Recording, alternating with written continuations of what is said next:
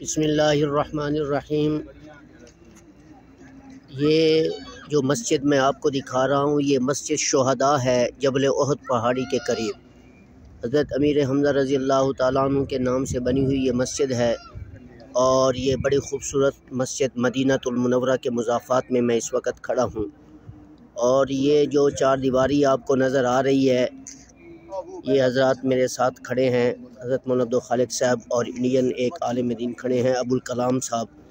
یہ جو چار دیواری نظر آ رہی ہے یہ وہ قبرستان ہے جہاں 70 صحابہ کرام رضی اللہ تعالیٰ عنہ کی قبریں ہیں، جن میں نمایاں طور پر قبر حضرت امیر حمزہ رضی اللہ تعالیٰ عنہ کی ہے، اور ایک قبر حضرت مصعب بن عمیر رضی اللہ تعالیٰ عنہ کی نمایاں ہے۔ باقی سب قبریں انہوں نے زمین کے ساتھ برابر کر دی۔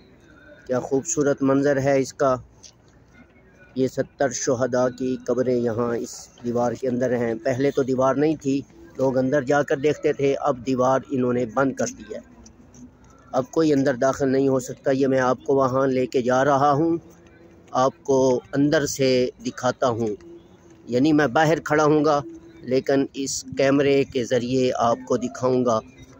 یہ مسجد شہداء، خوبصورت منظر مدینہ المنورہ کے اندر۔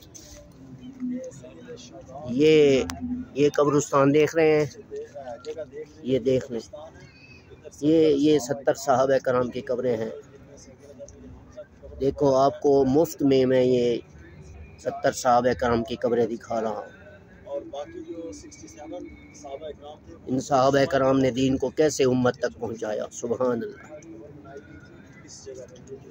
اللہ تبارک و تعالی ان تمام صحابہ کرام کے نقش قدم پہ چلنے کی ہمیں توفیق عطا فرمائے۔